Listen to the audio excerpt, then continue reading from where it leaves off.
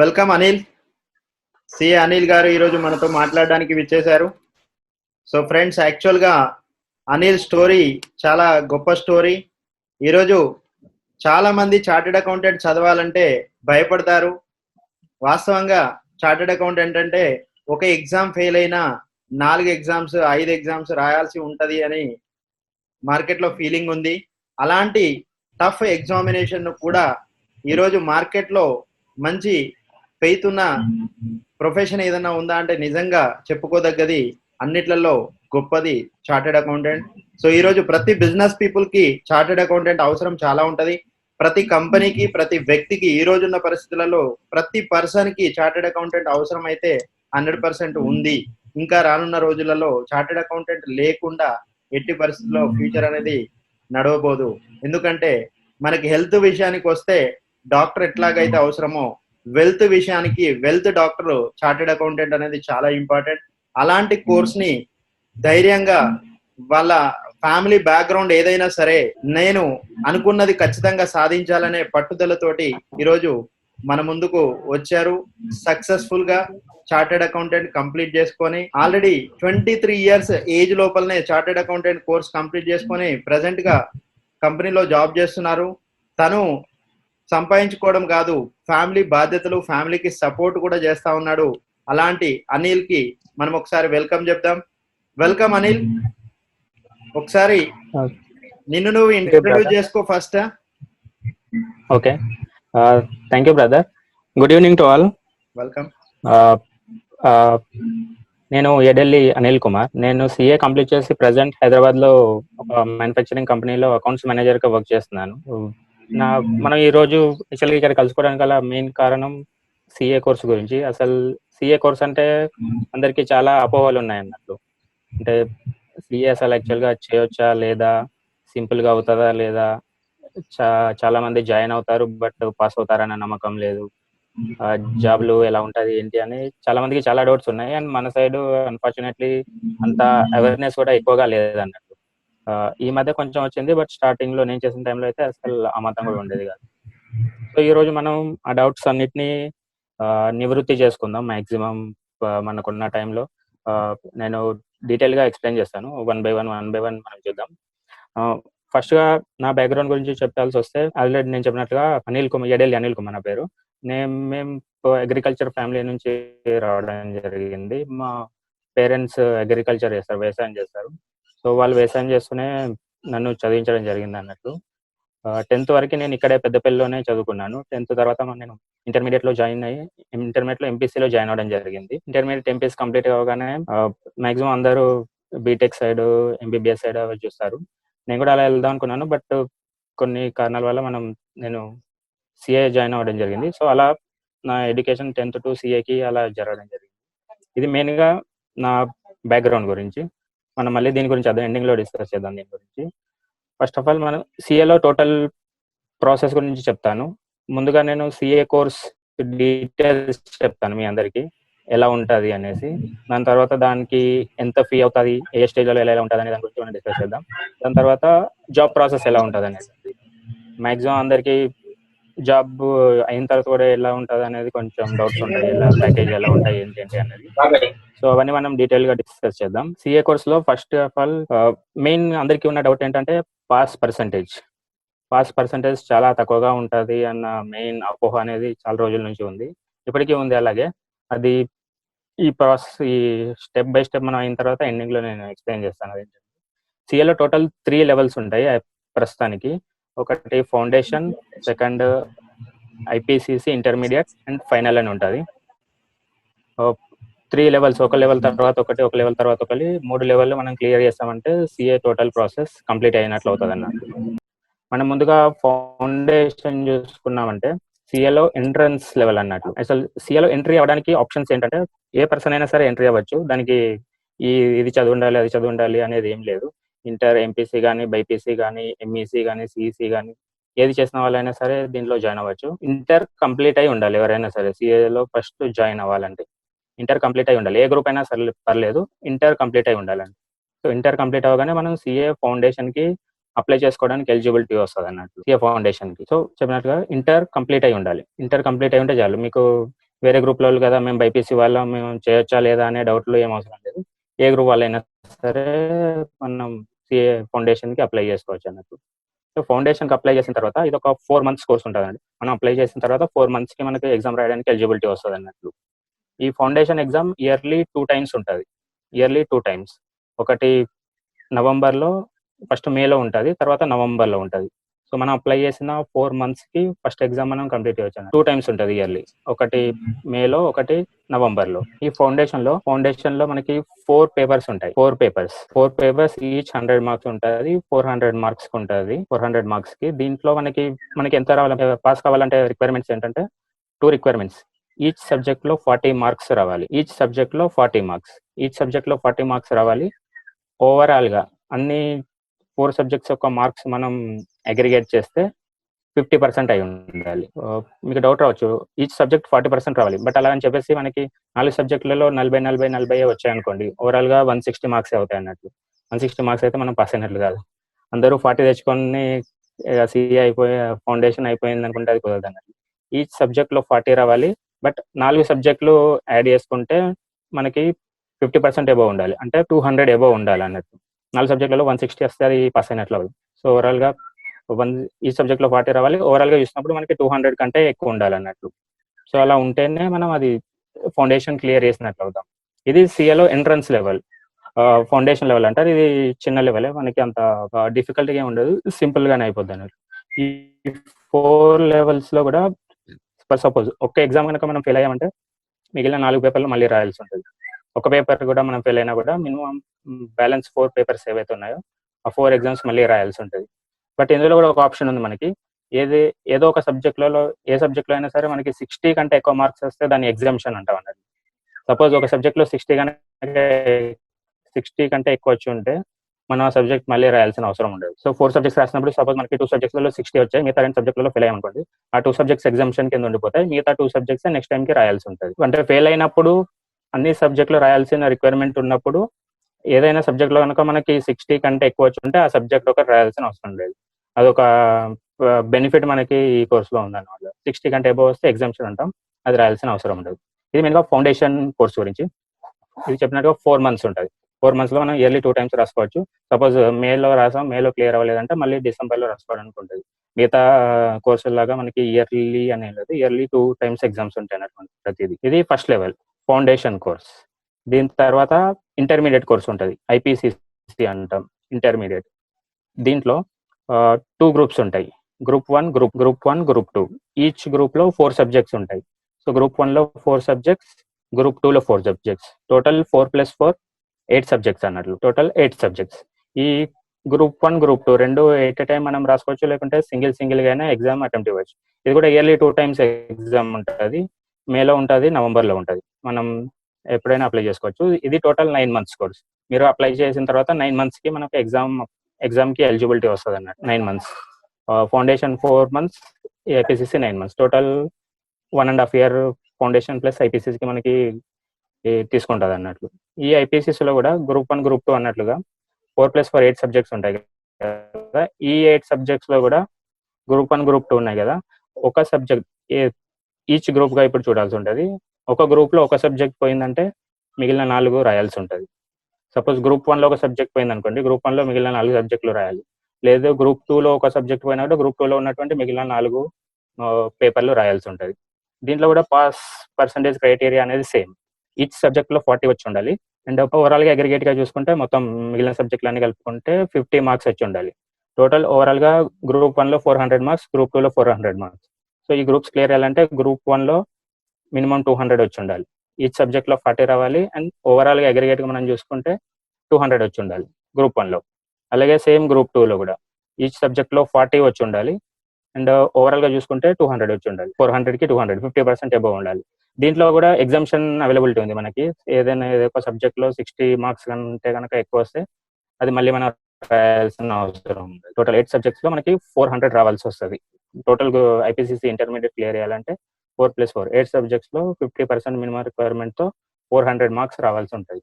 So ఈ 400 marks complete వచ్చేసి ఉంటే మనం ఐపీసీసీ అనే లెవెల్ కంప్లీట్ అయిపోద్ది అన్నట్లు. ఐపీసీసీ ఎవరికైతే కంప్లీట్ అయిపోతుందో ఏదర్ గ్రూప్ 1 గ్రూప్ 2 2 గ్రూపులు ఉంటాయి కదా, ఈ రెండు వాటిల్లా కాకుండా మనకి ఆర్టికల్షిప్ ట్రైనింగ్ అని ఒకటి ఉంటుంది సిఏ కోర్సులో. ఆర్టికల్షిప్ ట్రైనింగ్ ఏంటంటే మనకి యాక్చువల్గా ఇది మొత్తం related to all the accounts related కాబట్టి ప్రాక్టికల్ ఎక్స్పోజర్ ఎక్కువగా ఉండాలని చెప్పేసి స్టూడెంట్స్కి ఓన్లీ బుకిష్ నాలెడ్జే కాదు, ప్రాక్టికల్ ట్రైనింగ్ ఎక్కువగా ఉండాలని చెప్పేసి ఇన్స్టిట్యూట్ ఐసీఏ మనది ఈ సిఏ కోర్సును చూసేది ఐసీఐ అని ఒక ఇన్స్టిట్యూట్ అన్నట్టు న్యూఢిల్లీలో ఉంటుంది. ఐసీఐ వాళ్ళు ఆర్టికల్షిప్ ట్రైనింగ్ ఇంట్రడ్యూస్ చేయడం జరిగింది అన్నట్టు. అది ఎలా అంటే పర్సన్ ఎవరైతే ఐపీసీసీ ఏదో ఒక గ్రూప్ క్లియర్ చేసి ఉంటారో వాళ్ళు 3 years ఏదో ఒక సిఏ దగ్గర ట్రైనింగ్ లాగా చేయాల్సి ఉంటుంది అన్నట్టు 3 years. సో ఆ 3 yearsలో వాళ్ళు యాక్చువల్గా వాళ్ళ దగ్గర వర్క్ చేస్తూ టోటల్ నాలెడ్జ్ టోటల్ రిలేటెడ్ ఏది చేయాలి ఎలా చేయాలి అనేది టోటల్ వాళ్ళ దగ్గర ట్రైనింగ్లో నేర్చుకోవాల్సి ఉంటుంది అన్నట్టు. ఇది యాక్చువల్గా మంచి కోర్సు. మిగతా వాళ్ళకి ఎవరికి అంటే అందరికీ ఓన్లీ మిగతా కోర్సులలో మీరు చూస్తే బుక్స్ చదువుకోవడం అయిపోయి బయటికి రాగానే మనకు అంత యాక్చువల్ ప్రాక్టికల్ నాలెడ్జ్ ఎక్కువగా ఉండదు అన్నట్టు. సో దానివల్ల జాబ్స్కి దానికి దీనికి ఎక్కువగా మిగతా కోర్స్ వాళ్ళు ఇబ్బంది పడుతుంటారు. బట్ ఆ ఇబ్బంది మనకి ఇక్కడ లేదన్నట్టు. ఆ 3 yearsలో మీరు టోటల్ నాలెడ్జ్ వచ్చేస్తుంది మీకు. వర్క్ అసలు కంపెనీ ఏంటి, కంపెనీలో ఎలా ఉంటుంది, అకౌంట్స్ ఏంటి, బిల్స్ ఏంటి, రిసీట్లు ఏంటి, అకౌంట్స్ ఎలా మెయింటైన్ చేస్తారు, మనీ ఎలా వస్తుంది ఎలా వెళ్తుంది, సో టోటల్ ఆ డీటెయిల్స్ ఉంటాయి అన్నట్లు. ఐపీసీ తర్వాత ఏదో ఒక గ్రూప్ క్లియర్ అయిన తర్వాత మనకి ఆర్టికల్షిప్ చేసుకోవచ్చు. 3 years ఉంటుంది అది. 3 years 3 years అయిపోగానే సిఏలో ఒక third stage and final stage, final examination అని ఒకటి ఉంటుంది. సో ఇప్పుడు మనం చూసాగా ఫస్ట్ మనం ఫౌండేషన్ కంప్లీట్ చేస్తాం, తర్వాత ఐపీసీసీ తర్వాత ఆర్టికల్షిప్ ఎక్స్పీరియన్స్ 3 years చేస్తాం. 3 years అవగానే ఫైనల్ లెవెల్కి స్టార్ట్ అవుతాం, సిఏలో ఫైనల్ లెవెల్. సో అది కనుక క్లియర్ అయిందంటే మనది టోటల్ సిఏ అయిపోయినట్లు. ఫైనల్లో కూడా 2 groups ఉంటాయి, 2 groups, group 1 group 2. Group 1 group 2 each గ్రూప్లో 4 subjects ఉంటాయి. 4+4 టోటల్ 8 subjects ఉంటాయి. ఇక్కడ కూడా 4+4 8 subjects ఉంటాయి. ఈ 8 subjectsలో కూడా మనకు మినిమం రిక్వైర్మెంట్ ఈచ్ సబ్జెక్ట్లో 40 marks రావాలి అండ్ ఓవరాల్ అగ్రిగేట్ చూసుకుంటే 50% ఉండాలన్నట్టు. సో గ్రూప్ 1లో 400 marksకి మనకి ఈచ్ సబ్జెక్ట్లో 40 marks రావాలి. ఓవరాల్గా చూసుకుంటే 200 marks వచ్చి ఉండాలి, 100కి 200 రావాలి. గ్రూప్ 2లో కూడా సేమ్ పొజిషన్, 4 subjects కదా, 4 subjectsలో ఈచ్ సబ్జెక్ట్లో 40 marks రావాలి. ఓవరాల్గా 4 subjectsకి కలిపి 200 marks వస్తే మనకి గ్రూప్ 1 గ్రూప్ 2 ఈ రెండు క్లియర్ అయితే టోటల్ సిఏ లెవెల్ కంప్లీట్ అయిపోద్ది అన్నట్టు. సో దీని టోటల్ చూసుకుంటే మీకు డ్యూరేషన్ సిపి ఫౌండేషన్ ఒక 4 months చేస్తూనే మనం ఫైనల్కి కోచింగ్ తీసుకోవాల్సి ఉంటుంది అన్నట్టు. మనం 3 years అయితే ఆర్టికల్షిప్ చేస్తున్నామో అదే టైంలో మనం మార్నింగ్ టైంలో ఈవినింగ్ టైంలో తీసుకుంటూ ఉంటే కోచింగ్ తీసుకున్నామంటే ఇమీడియట్గా ఆర్టికల్షిప్ కంప్లీట్ అవగానే మనం ఫైనల్ ఎగ్జామ్ రాసేయచ్చు అన్నట్టు. సో ఈ టోటల్ డ్యూరేషన్ తీసుకుంటే 4.5 years అవుతుంది అన్నట్టు, ఎగ్జాక్ట్గా 4.5 years. సో టోటల్ సిఏ యొక్క టోటల్ డ్యూరేషన్ 4.5 years అన్నట్టు.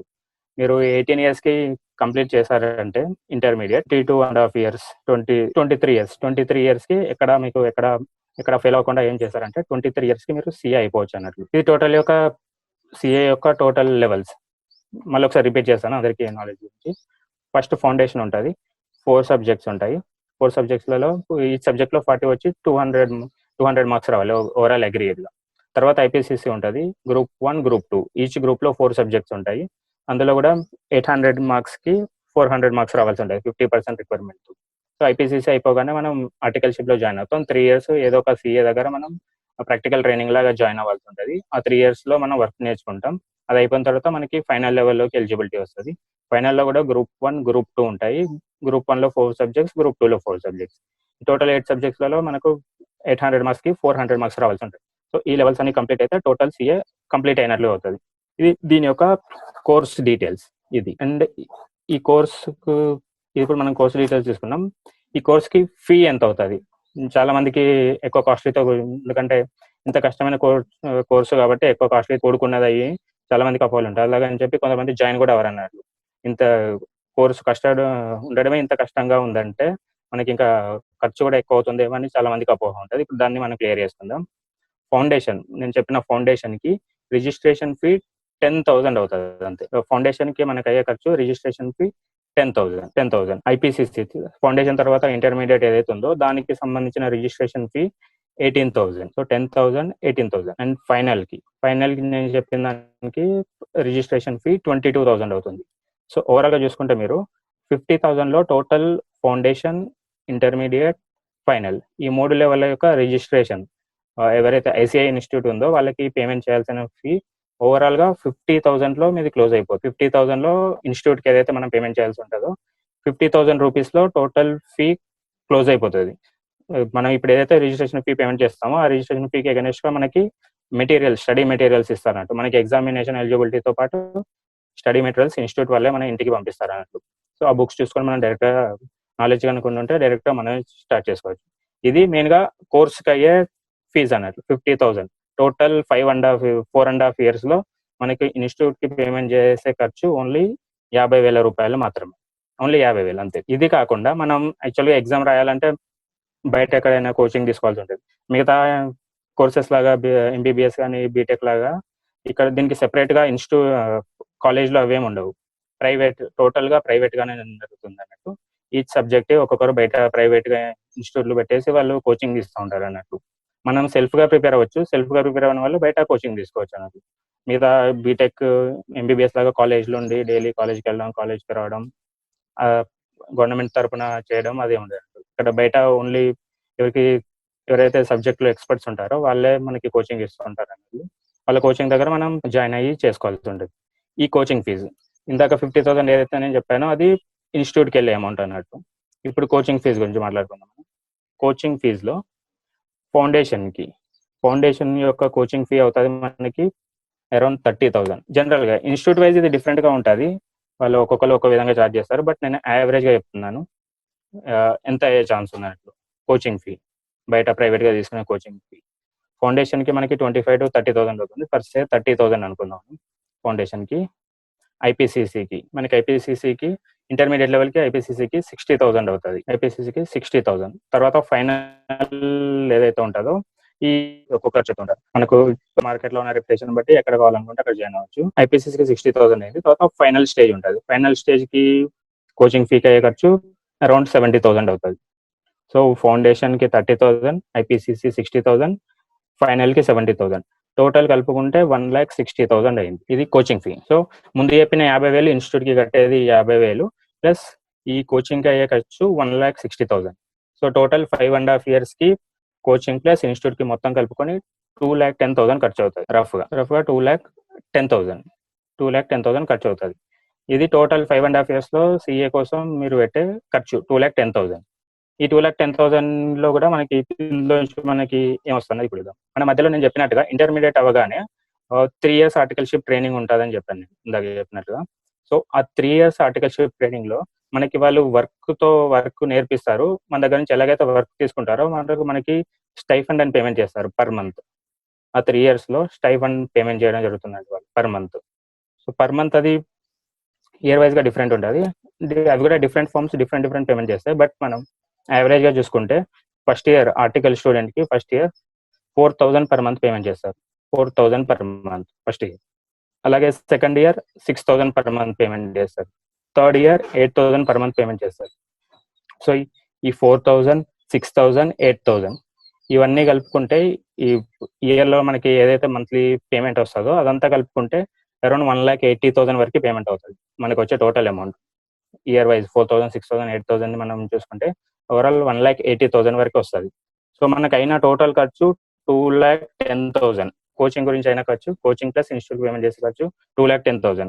మనకి యాక్చువల్గా ఆ 3 yearsలో వచ్చిన శాలరీ 1,80,000. సో అది తీసేగా మనకి ఓవరాల్గా సిఏకి అయ్యే ఖర్చు 30,000 నెట్ బెనిఫిట్ మనం చేసేసుకుంటే కోచింగ్ ప్లస్ ట్యూషన్ ఫీ లోంచి మనకు ఆల్రెడీ ఆర్టికల్షిప్ టైమింగ్లో వచ్చిన స్టైపెండ్ తీసేస్తే మనకు ఓవరాల్గా అయిన ఖర్చు 30,000 ఫర్ 5.5 years.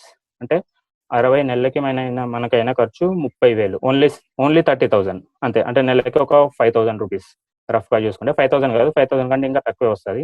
ప్లస్ మనం మంచి ఆడిట్ ఫామ్లో జాయిన్ అయితే మనకి 4,000 కాదు, ఫస్ట్ ఇయర్ 5,000, 6,000 రావడానికి ఛాన్స్ ఉంటుంది. నేను యావరేజ్గా మీడియం యావరేజ్ ఫామ్ ప్రకారం 4,000 అని చెప్పిన ఫస్ట్ ఇయర్. బట్ అదే మనం మంచి ఫామ్లో కనుక జాయిన్ అయితే 5,000, 6,000 వస్తుంది. సపోజ్ మనం మంచి ఫామ్లో కనుక జాయిన్ అయితే ఈ 30,000 కూడా మనకు ఖర్చు అవుతుంది. అది కూడా నలిఫై అయిపోతుంది. సో ఓవరాల్గా చూసుకుంటే సిఏ ఖర్చు 0 ఇన్వెస్ట్మెంట్ అన్నట్లు. మనకు అడిషనల్గా మన జేబు నుంచి అడిషనల్గా 5.5 years కంప్లీట్ అయిన తర్వాత మనం ఎంత అడిషనల్గా ఖర్చు పెట్టామని చూస్తే ఏమీ ఉండదు. మాక్సిమం నిల్ అయిపోతుంది అన్నట్లు. ఇది సిఏ కోర్స్ చేయడానికి సంబంధించిన ఫీ ఎంత అవుతుంది అనేది. సో నేను చెప్పినట్లుగా ఖర్చు ఏం లేదు, రఫ్ యాజ్ ఒక 10-20-30,000 మాక్సిమం 30,000 అంతే, అంతకుమించి ఇంకా ఎక్స్ట్రా ఖర్చు ఏం లేదు అన్నట్లు. ఇది కోర్సు ప్లస్ ఫీ. మనం ఫీ కట్టేసాం, కోర్స్ కూడా కంప్లీట్ చేసాం. కోర్స్ కంప్లీట్ అయిన తర్వాత జాబ్ ఆఫర్స్ ఎలా ఉంటాయి అనేది. యాజ్ ఆన్ డేట్లలో 100% జాబ్ గ్యారంటీ. ఇప్పుడు ఉన్న పొజిషన్ లో 100% కాదు, 200% జాబ్ గ్యారంటీ కోర్స్ ఇది సిఏ కోర్సు. ఇవాళ మనం సిఏ కంప్లీట్ చేస్తామంటే నెక్స్ట్ డే జాబ్ జాయిన్ అయిపోవచ్చు. అలాంటి ఆఫర్స్ కూడా ఉంటాయి అన్నట్టు. మనం కనుక కొంచెం తక్కువ శాలరీకి జాయిన్ అవుదామని అనుకున్నామంటే ఇవాళ సిఏ రిజల్ట్స్ వచ్చాయి, ఇవాళ మీరు పాస్ అయ్యారనుకోండి, నెక్స్ట్ డే డైరెక్ట్ జాయిన్ అయిపోవచ్చు ఆడిట్ ఫార్మ్స్ లో. కొంచెం తక్కువ శాలరీ అయినా సరే నేను చేయగలను అనుకుంటే ఇవాళ పాస్ అయిపోతే నెక్స్ట్ డే జాబ్ జాయిన్ అయ్యేంత అంత సెక్యూర్ ఉన్న జాబ్ అన్నట్లు. మనకి జాబ్ క్యాంపస్ ఇంటర్వ్యూస్ ఉంటాయి అన్నట్లు. సిఏ ప్యాకేజ్ ఎక్కడి నుంచి స్టార్ట్ అవుతుంది జాబ్ ఆఫర్స్ తో. మిగతా కోర్సులలో చూస్తే ఎలా అంటే, మీరు సపోజ్ ఎంబీబీఎస్ చేస్తారనుకోండి, ఓన్లీ డాక్టర్ రిలేటెడ్ ఆ వైపు వెళ్ళాల్సి ఉంటుంది. సపోజ్ ఇంజనీరింగ్ చేస్తారనుకోండి, సివిల్ ఇంజనీరింగ్ చేస్తే ఓన్లీ సివిల్ ఇంజనీరింగ్ వైపు, అదే ఐటీ చేస్తుంటే ఐటీ వైపు వెళ్ళాల్సి ఉంటుంది.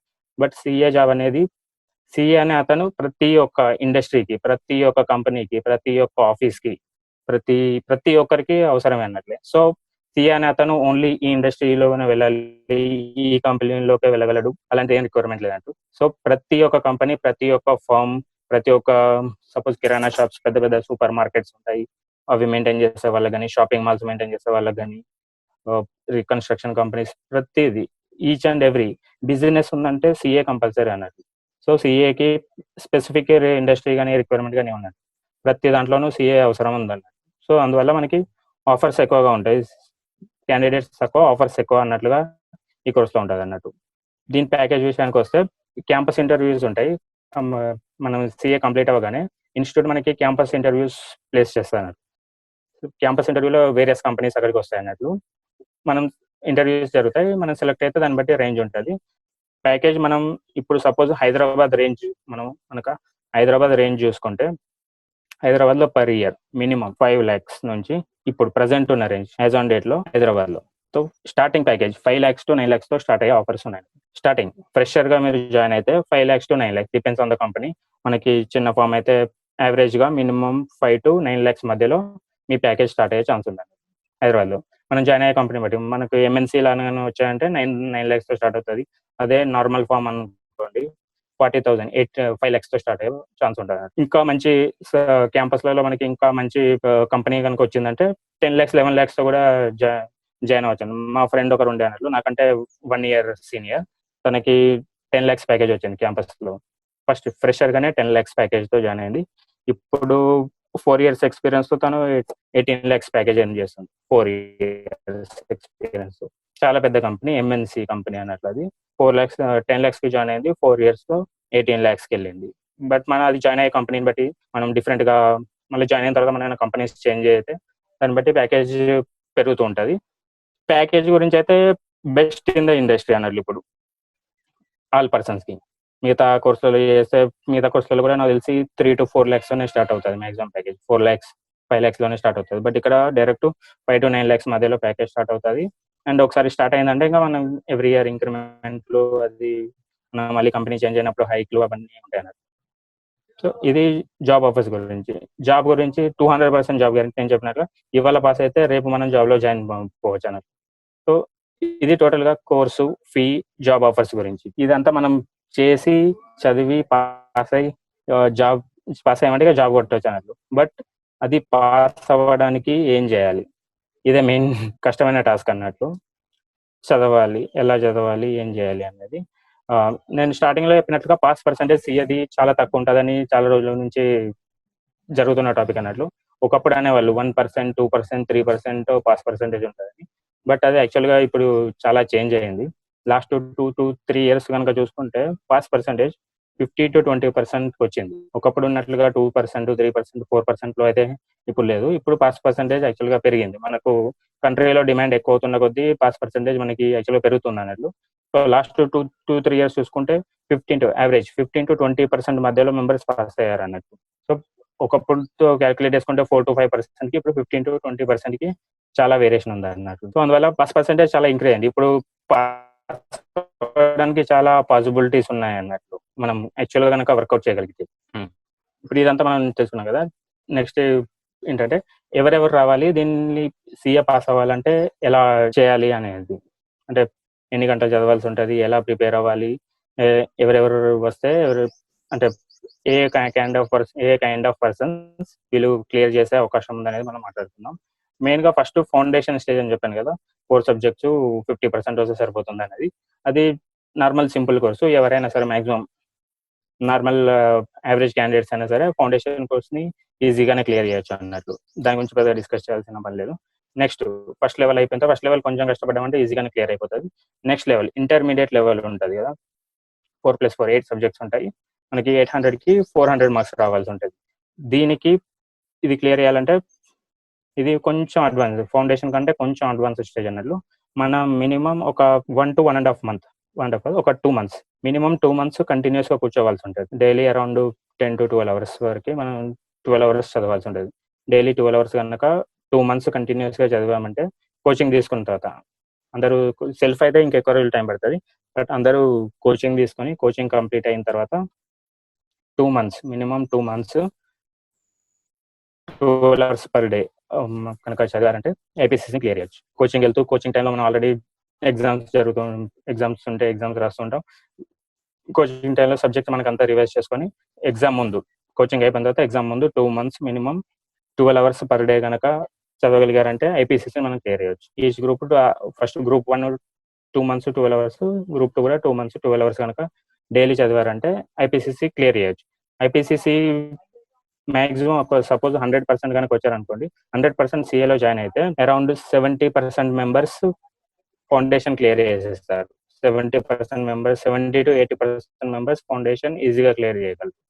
ఆ 70 to 80 ఎవరైతే ఇంటర్మీడియట్లో జాయిన్ అవుతారో ఇక్కడ కొంచెం ప్రాబ్లం ఉంటుంది. ఈ 70% లోంచి అరౌండ్ ఒక 50% వాళ్ళు ఐపీసీ క్లియర్ చేసేసి ఫైనల్కి వెళ్ళిపోతారు. అక్కడ ఆ 2 months అయితే చెప్పానో అది కనుక కరెక్ట్గా ప్రిపేర్ అయ్యి క్లియర్ చేసిన వాళ్ళు ఎవరైతే ప్రిపేర్ అవుతారో వాళ్ళు 70 నుంచి 50%లోకి వచ్చేస్తారు. సో 50% మెంబర్స్ ఫైనల్కి వచ్చేస్తారు. ఫైనల్కి వచ్చిన తర్వాత ఫైనల్ అనేది మిగతా ఫౌండేషన్ ప్లస్ ఐపీసీసీ రెండింటికంటే చాలా టఫ్ ఉండే లెవెల్ అన్నట్లు. Final tough in the sense అది సబ్జెక్టు అర్థం చేసుకుంటే ఈజీగానే ఉంటుంది, బట్ అర్థం చేసుకునే విధానం అనేది మనం క్లియర్గా కాన్సెప్ట్స్ క్లియర్గా ఉండాలి అన్నట్లు. CA first of all pass అవ్వాలంటే మనకి మెయిన్గా ఉండాల్సింది ఎంతో కొంత లాజికల్ థింకింగ్ రావాల్సి ఉంటుంది. ఇంటర్లో కానీ 10th కానీ చూసినట్టు బుక్స్లో ఉన్న క్వశ్చన్స్ రావన్నట్టు ఇందులో కొంచెం లాజికల్గా, అంటే కాన్సెప్ట్ అదే ఉంటుంది బట్ లాజికల్గా థింక్ చేయాల్సి ఉంటుంది అన్నట్టు. కొంచెం లాజికల్ థింకింగ్, కొంచెం కామన్ సెన్స్, ఈ రెండు must and should CA clear కావాలంటే. ఎంతో కొంత లాజికల్ థింకింగ్ ఉండాలి, ఒక కొంచెం కామన్ సెన్స్. 100% కామన్ సెన్స్ అంటే కష్టం. ఒక 20% logical thinking, 20% common sense apply చేయగలి. Suppose same knowledge, same model question కొంచెం తిప్పించే, ఇలా కాకుండా అలా ఇచ్చి అడిగితే దాన్ని సాల్వ్ చేసే విధంగా ఉండాలన్నట్టు. సో అలా 20% లాజికల్ థింకింగ్, 20% కామన్ సెన్స్ ఉంటే మనం సిఏని మరీ అంత కష్టపడి కాకుండా ఒక యావరేజ్ లెవెల్లో క్లియర్ చేయొచ్చు అన్నట్టు. ఇప్పుడు ఫైనల్ స్టేజ్కి వచ్చాం కదా, ఫైనల్లో కూడా 4+4 8 సబ్జెక్ట్స్ ఉంటాయి. 800 మార్క్స్కి 400 మార్క్స్ రావాలి. ఫైనల్ కోచింగ్ అయిపోయిన తర్వాత మనం మినిమం ఒక 4 months, 3 to 4 months ఖచ్చితంగా డైలీ ఒక 15 to 16 hours చదవాల్సి ఉండదు డైలీ. 3 to 4 months అంటే 3 to 4 monthsలో డైలీ 15 hours కనుక మనం డైలీ చదివామంటే 2 groups at a time clear అయ్యాయి. 2 groups ఎగ్జామ్కి ముందు ఒక 3 months, 3 to 4 months daily 15 hours కనుక మనం క్లియర్గా కాన్సెప్ట్స్ అని క్లియర్గా ఉండాలంటే. సబ్జెక్ట్ అంత కష్టం అన్నది ఏం కాదు, మనకు ముందు కాన్సెప్ట్స్ క్లియర్గా ఉండాలి. సిఏలో మెయిన్ కాన్సెప్ట్స్ క్లియర్గా ఉండాలి.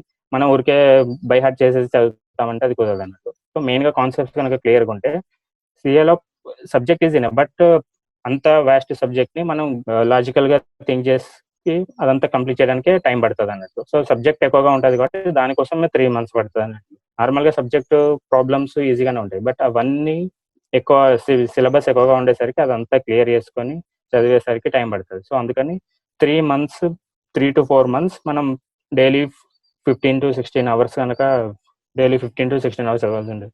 8 hours 7 hours స్లీప్కి, ఒక 2 hours లంచ్కి చేస్తే యావరేజ్ స్టూడెంట్కి నేను చెప్తుంది, ఇంటెలిజెంట్ స్టూడెంట్స్ కాదు, యావరేజ్ స్టూడెంట్స్ 15 hours అయితే చదవాల్సి ఉంటుంది. ఒక 3 months 15 అవర్స్ చదివారంటే ఈజీగా ఫైనల్ క్లియర్ చేసేవచ్చు. ఇది ఏదైతే నేను చెప్పానో ఫైనల్ గా CA average intelligent students pass అవుతారని లేదు, అలాగని చెప్పి యావరేజ్ స్టూడెంట్స్ ఫెయిల్ అవుతారని లేదు. ఇంటర్మీడియట్ లో నాకు తెలిసిన కొందరు ఫ్రెండ్స్ ఉన్నారు, ఇంటర్మీడియట్ లో 60%, ఓన్లీ 60% వచ్చిన వాళ్ళు కూడా సిఏ క్లియర్ చేసిన వాళ్ళు ఉన్నారు. ఓన్లీ 60% ఇంటర్మీడియట్ లో. 60% అంటే యాక్చువల్గా యావరేజ్ స్టూడెంట్ కూడా కాదు, ఇంకా తక్కువ యావరేజ్ స్టూడెంట్ అని అనుకోవాలి. ఇంటర్మీడియట్ లో 50 to 60% వచ్చిన నా ఫ్రెండ్స్ కూడా సిఏ క్లియర్ చేశారు.